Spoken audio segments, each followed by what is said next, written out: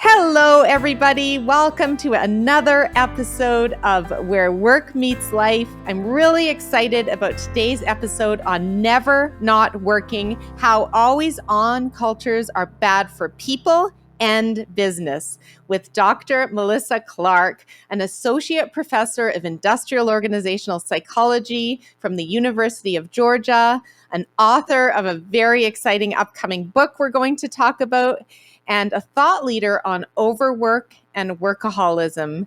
So in my practice working with organizations and individuals for almost 25 years now, I'm continuing to see increasing rates of overload, stress, and burnout. Post-pandemic, it's not getting any better.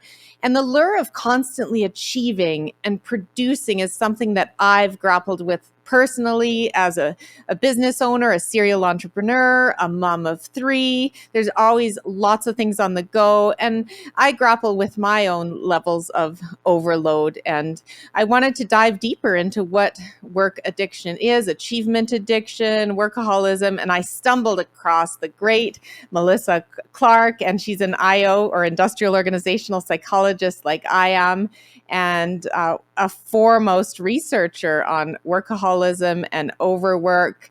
And she also runs a lab at the University of Georgia called the Healthy Work Lab, because it's all about being healthy at work and healthy in our lives.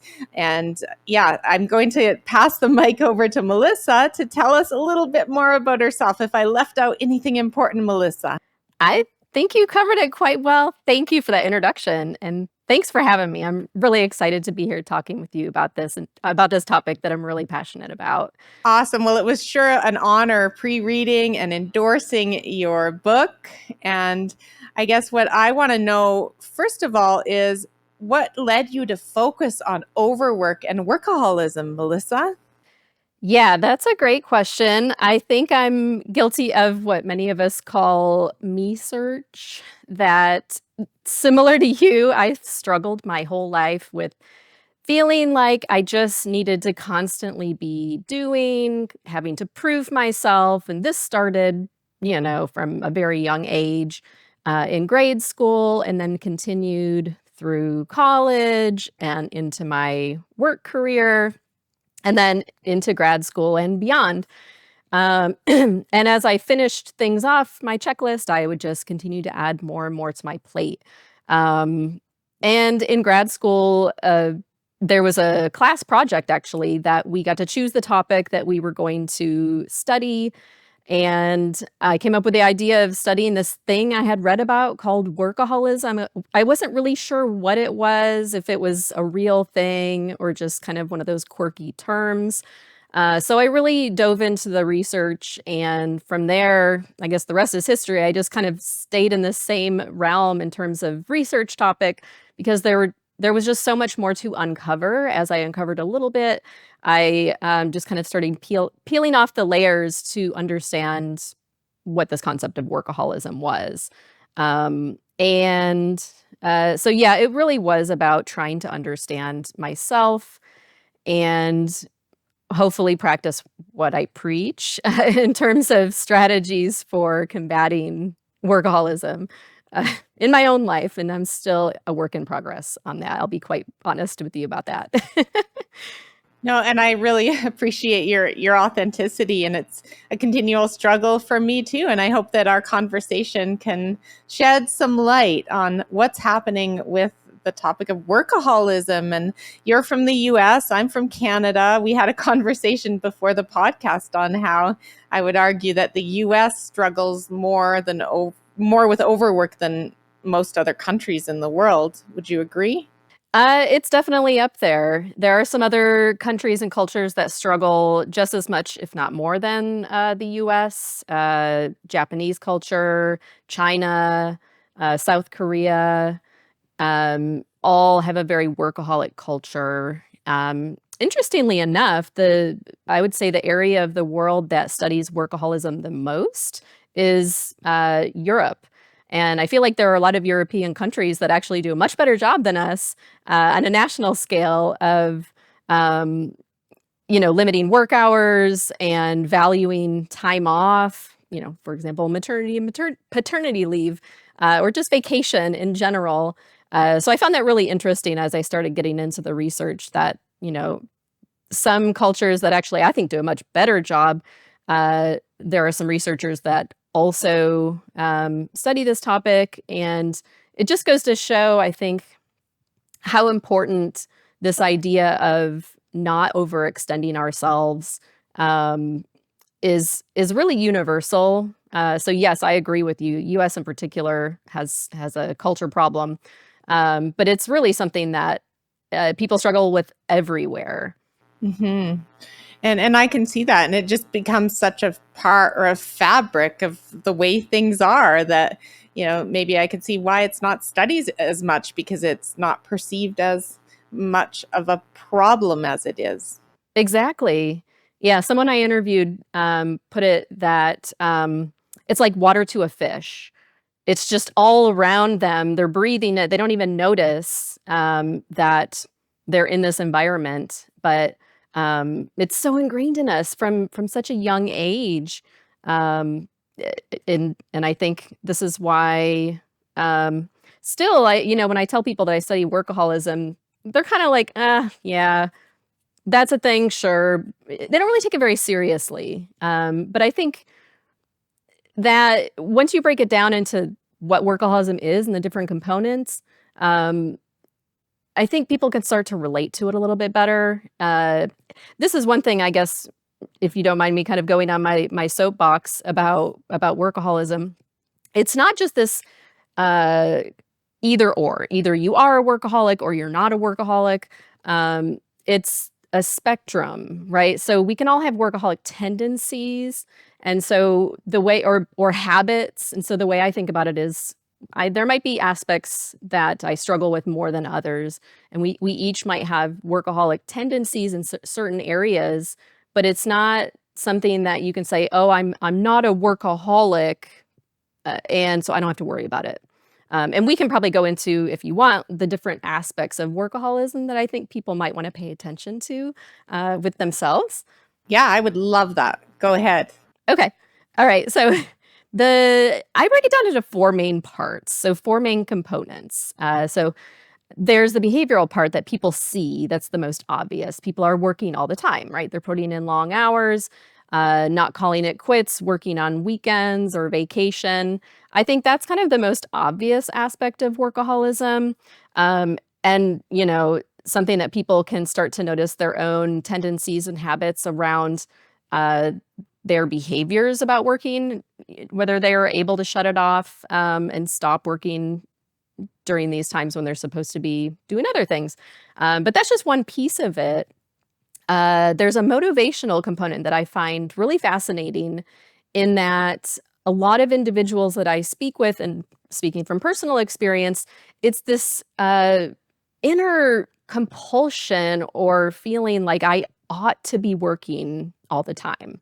And this is that thing I was mentioning at the beginning that I've struggled with my whole life, feeling like if I'm not doing something, then something's wrong. And so I always have to find myself being occupied by some task. And so that inner compulsion, I think, is a big piece of what workaholism is. And so reflecting on that, why are you working? Is it because you feel like you ought to be working? That's a sign that you might have some workaholic tendencies. And then the other two components are there's an emotional component and a cognitive component. So the emotional component, it goes along with that inner gut feeling. So when I feel that, I also start to feel anxious, and I might start to feel guilty, like, ooh, I really should be working. I know people are counting on me and this is due. And so these negative emotions kind of creep up. And so that's a component of workaholism. And then the cognitive piece is that you can't really put it down in your brain. So you're always thinking about work or things that need to be done. And it's difficult for you to psychologically detach from your work. And so, again, it's not just an either or. You can have tendencies to, think about work could be your big problem. And so maybe you can physically stop working, but you're still thinking about it a lot. And so there might be some aspects of workaholism that you have and some that you don't, or you might relate to all of those things. And it's kind of like the more boxes you can check, the more you might need to reflect on what you're doing and if this is a concern or something that you might want to work on. Well, I think the job of a professor like you are and the job of an entrepreneur and business owner like I am, both of those are prone to thinking about work a lot and never feeling like you're caught up. Yeah, there never is a caught up. We will never be done with everything we need to get done. And that's the struggle, right? And that's what yeah, that's what kind of feeds into these, always thinking about work and always feeling guilty, and trying to reconcile that with the fact that really there will not be a point when we can just set everything to the side and be like, "Okay, I'm actually done. I finished everything I need to do, and now I can enjoy my weekend." There has to be some sort of conscious effort to have it be good enough. Yeah, and it's your ability to be able to shut that off and put those boundaries around it and be okay with getting it out of your head, getting it out of your heart, your emotions, guilt, all of that. Because, yeah, it just can eat you up inside and never leave you alone. Yeah. And I'm not against hard work either. It's not like I'm saying, "Oh, we just all need to work, less hard and not worry about this thing called work so much." I'm really passionate about my work. And so that's another aspect. I do feel like because I am so passionate, because I love my work, then it's kind of it blurs the boundaries between what is work engagement and what is workaholism. And I think anything taken to the extreme can be a bad thing. And so when people say back to me, "Oh, well, I'm not a workaholic. I'm just, I just love my work and I love what I do." To me, that's great and I can relate to that. But also at the same time, that doesn't necessarily mean that you don't also struggle with some of these workaholic tendencies. You can have both at the same time. And I talk about that a little bit in the book, that it's possible to be an engaged worker and also a workaholic at the same time. And having those high levels of work engagement is not really going to completely buffer you from some of these negative outcomes that I'm finding. You did a great job of describing that in the book, Melissa. So let's talk about the book, Never Not Working: Why the Always On Culture is Bad for Business and How to Fix It. Great title. Tell us a little bit more about, well, what inspired you to write it and when people can get their hands on this book. Yeah, so I'm super excited about the book. I feel so lucky and honored to have had this opportunity to write this, and I hope that people like it. So the book is set to come out February 6th of 2024. You can pre-order it now, and it's available wherever books are sold. So the book really was inspired by my research over the past decade and a half on the topic of workaholism. I'd been publishing a lot in academic journals, but it doesn't really reach a wider audience. It's kind of like academics talking to other academics. And I really wanted to make more of an impact on workplaces and workers. And so when I got the opportunity to write this book with Harvard Business Press, really, it was just the perfect synergy of being able to summarize the research that I've done, but also to have the opportunity to put some stories in there that really, when you publish academic works, you can't really put stories in there. And so I felt like it was a perfect blend of, bringing the science to light. And it's very, worked very hard to have, very strong research findings backing the things that I'm talking about, but supplementing that with interviews, personal interviews that I did with individuals. A lot of them are members of an organization called Workaholics Anonymous. And so the organization, connected me with many people that are members, and they were so generous with their time and sharing their really personal stories about their own workaholism, how it affected their lives, the people around them.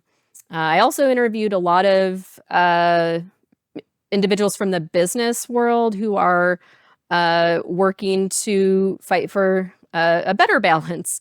And so people from the 4-day work movement, scholars who have researched these aspects like work recovery and breaks, and individuals that have implemented things in their own organizations. And so it's a mix of the research, these personal interviews, and then the thought leaders in the field, in addition to, some of my own thoughts, kind of synthesizing all of that together.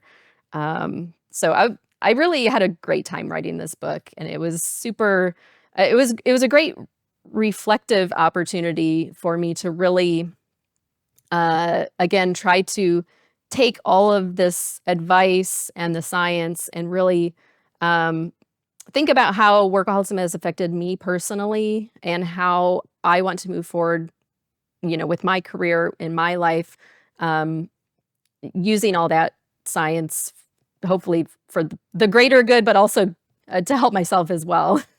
That's wonderful. And so, Workaholics Anonymous, I bet not many people know that exists. So, how does one, where is it located and how does one join it? And what types of professions end up in that organization? All kinds of professions. The people I interviewed, they, not just with the Workaholics Anonymous members, but also from prior work that I've done, pretty much any career you could think of, any occupation you could think of, there's workaholics everywhere. It's not limited to just lawyers and doctors and professors and entrepreneurs. It's really something that anyone can struggle with in any occupation. Um, so people find information about Workaholics Anonymous, and I'm not a member of the organization, so I'm not like a spokesperson for them. But you could find out just by searching online. They have a website and tons of resources online that if someone wanted to get involved, they could connect and join the organization. I know they have, even an annual conference. And so, yeah, I encourage people to check it out. Really, it's helped so many people and, life-changing experiences that people were telling me about. So Great. So, from your research and your experience so far getting this book born, what trends are you seeing post-pandemic around overwork, workaholism, and burnout? even before the pandemic, stress and burnout was a huge problem. The World Health Organization, I believe they put out right before the pandemic a statement that stress was basically the health epidemic of the 21st century. So that was even before the pandemic. Then there's some studies after the pandemic that are showing that stress and burnout are even worse than before. Over a quarter of Americans say they're so stressed out on most days that they can't even function. And so this was a study by the American Psychological Association that found that shocking statistic. And a large percentage of Americans, I think over a quarter, are struggling with mental health issues, and that increased from the year prior. So I think COVID and all of the external stressors going, that happened at the same time, we're only human. We can only handle so much stress. If we already had a stressful work environment, we all have obligations at home. Lots of us have kids and families.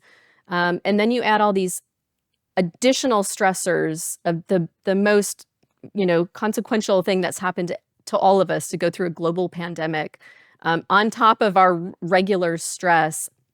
It's not a surprise that it took a lot out of us. And without the time to recover from all of these stressors happening at the same time, burnout is pretty likely. And so I see rates of burnout even higher than before the pandemic. And I just think also I don't know about you, but I know I picked up some bad habits during COVID in terms of being more available via email and phone than I was before, and also working at different times more consistently than before.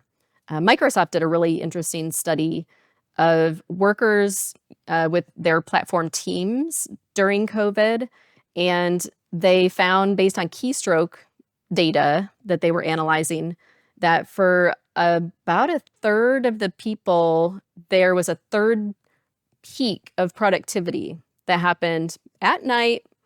Probably if they had kids, it was after the kids went to bed. What do? They get on their laptop and they start emailing and chatting with their coworkers. And so that late night peak productivity, what happens is that we get used to people corresponding with us at that time. And so then we expect a response. And then so they respond. And it's just kind of this cycle of availability that we've kind of gotten into the habit of. And I feel like a lot of us haven't broken that habit yet. I've followed those same studies, and I think it's a real shame that the great reset of the pandemic, which was a chance to slow down, to build in more time for self-care, reflection, flexible time, etc. It seems like a lot of people didn't learn. A lot of organizational leaders didn't learn from that great reset. And then here we are back to higher burnout and overwork rates and stress rates than before. I find that really, really unfortunate. I agree. I feel like there was a moment of time, especially when we showed that we can actually be really productive over remote work. Before the pandemic, organizations had pushed back and said, "Oh no, we can't be fully remote. It's just never going to be possible." And then they were forced to do this, and they were like, "Okay, yes, it actually works. The research shows people were more productive working remotely in some ways than in person." And so I feel like there is this, like you said, a perfect opportunity to embrace that. And we saw a lot more of people showing their whole lives to their coworkers, kids in the background, all, in that same space together, realizing people have a life outside of work, and really being supportive of that. And then we see this almost like backlash, recently, of organizations saying, "Oh, forget this remote work thing. You have to come back to work at least this number of days per week." And not all companies are turning, around and doing that, but a lot are. And I feel like we have a very we short memory of, how actually things work pretty well when we're not. I know short memory is the perfect way. And then this is my area of research, and thought leadership is what exactly you explained. And I feel sometimes like I'm banging my head against a wall, but we have our work cut out for us, Melissa. I think this whole topic of overwork, burnout, the work that you're doing is super important, and we need to keep fighting the good fight, and saying these things. And I would like to ask you to dispel some of the myths that people have about workaholism that surprise people from your book. Can you share a couple of things there? Yeah, so like you said, I do have a part in the book where I talk about some myths. If I may shoot a question back to you, because I know you read my book, I'm just curious what myths other people think are the most surprising. Because to me, um, it's hard for me to distinguish, between what the layperson would be surprised by. Was there anything that really struck you? Well, I think the one that's really interesting in general is that workaholics produce more. I mean, that's what people think, right? So the person who stays till midnight at the office and stuff, but you really dispelled that. I forget the exact numbers, but maybe you can tell us. I agree. That seems to be one of the big ones, right? Thinking, oh, because they're working long hours, surely they're more productive. Um, but yeah, so I conducted a meta-analysis where we synthesized all of the research to that date on the relationship between level of workaholism and performance ratings. And we basically find no relationship, and that is including if they were rating themselves or the bosses rating their performance. So no relationship there. And then my research and other people's research continually shows over and over again that not only do we not find that relationship with performance ratings, but we find that workaholism is related to a whole host of other detrimental outcomes, such as workaholics tend to be sometimes not the best coworkers and bosses for a variety of reasons. They can be difficult to work with sometimes. They tend to be perfectionists, and so maybe holding up projects that is holding up the team or creating more work for others, unnecessary work perhaps.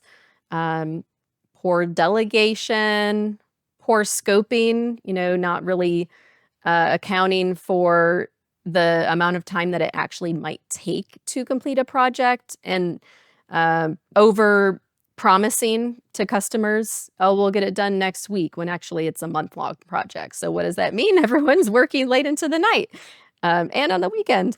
And also they tend to, because of this compulsion and these negative emotions that are kind of driving the workaholic behavior, a lot of people I spoke with talked about how, because they were always feeling anxious and in this fight or flight mode all the time, everything's a crisis, that they put that crisis on everyone else. And so think about working in that type of environment when someone's freaking out about all the deadlines, all the work to do, everything has to be perfect.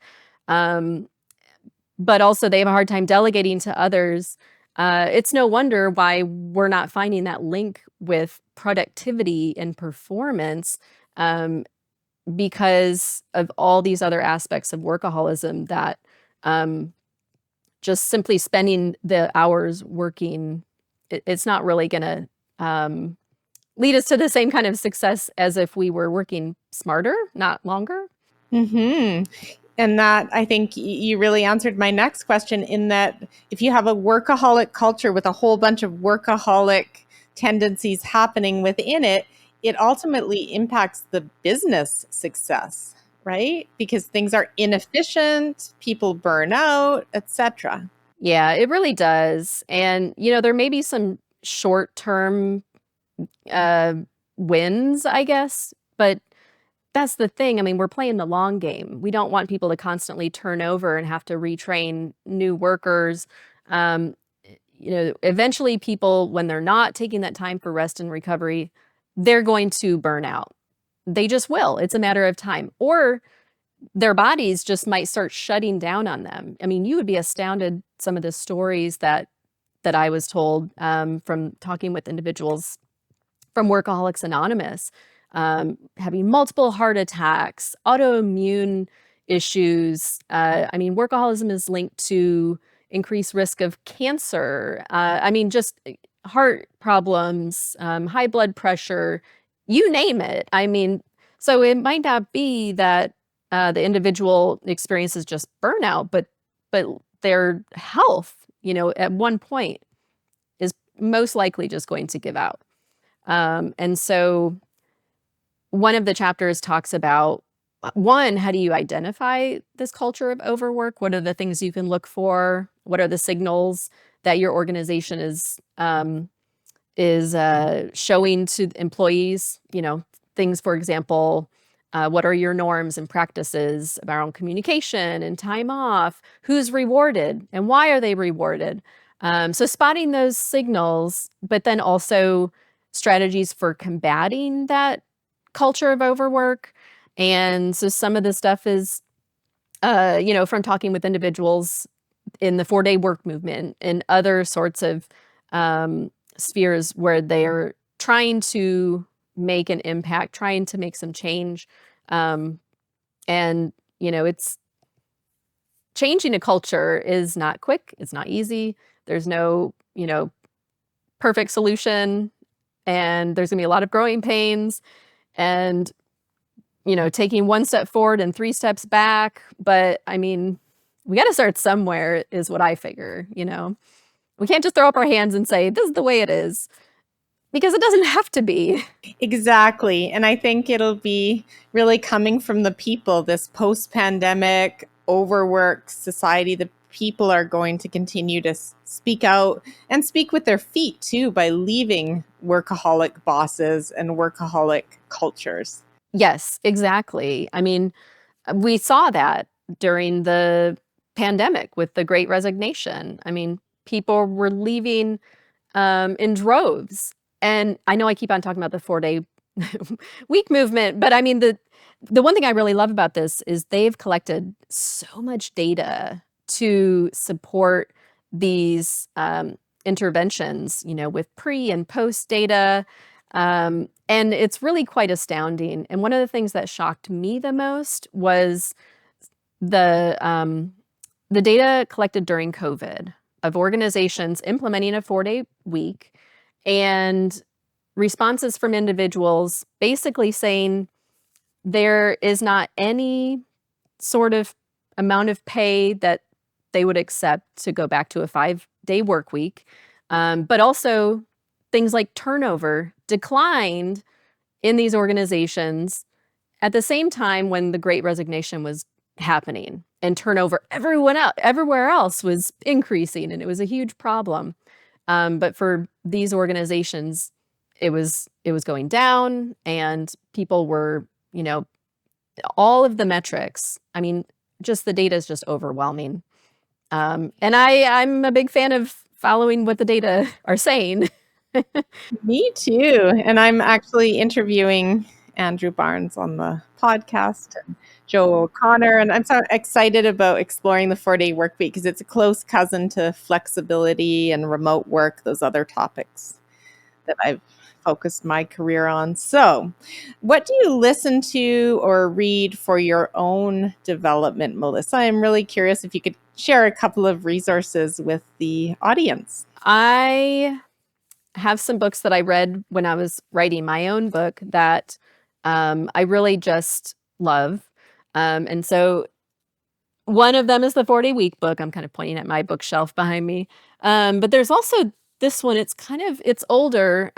There's a new one. Her second book is coming out. But Bridget Schulte, she has this book that we talked about prior to this podcast. Actually, coincidentally, we both were talking about how we love this book.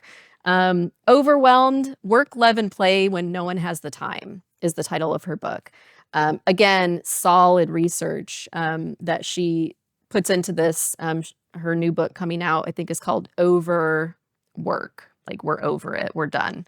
So I can't wait for that to come out as well. So podcasts, I actually don't listen to a lot of work-related podcasts. That's my escape from work. But if I were to listen to a podcast related to this topic, I think people should check out. It's called Thriving at Work, and it's two IO psychologists, Patricia Grabarek and Katina Sawyer, and they're really great. They're super engaging, but their podcast Thriving at Work just talks about all of these aspects of, how do we really have a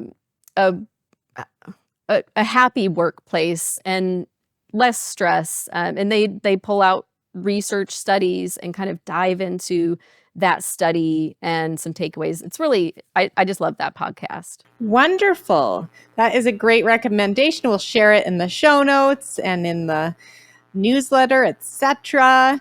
And my final question for you, Melissa, is if you could have one wish for a better world when it comes to people's working lives, what would it be?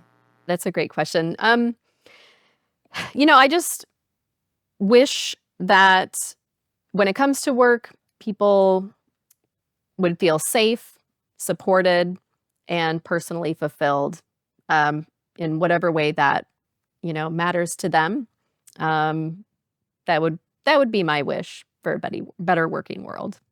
Well, I think that the research and the beautiful book you're putting into the world, Never Not Working, is going to make some strides on that. So thank you, Melissa. Thank you so much for what you're doing to move things forward in today's workplaces and cultures. Well, thanks for everything you do. This podcast, definitely is also making a difference. So thank you. I really appreciate that. And I'm looking so forward to getting my physical copy of your book. I have it on pre-order, and I'd encourage our guests to take a look at this wonderful resource, Never Not Working. Thank you, Melissa, and stay well. Thank you for tuning into this episode of Where Work Meets Life. If you found this content valuable, please rate and review the episode and share with others who may benefit. Visit me on my website at drlaura.live and sign up for my monthly e-newsletter full of tips and resources. I'm also a passionate keynote speaker and would be delighted to speak with you on your speaking needs. Stay well.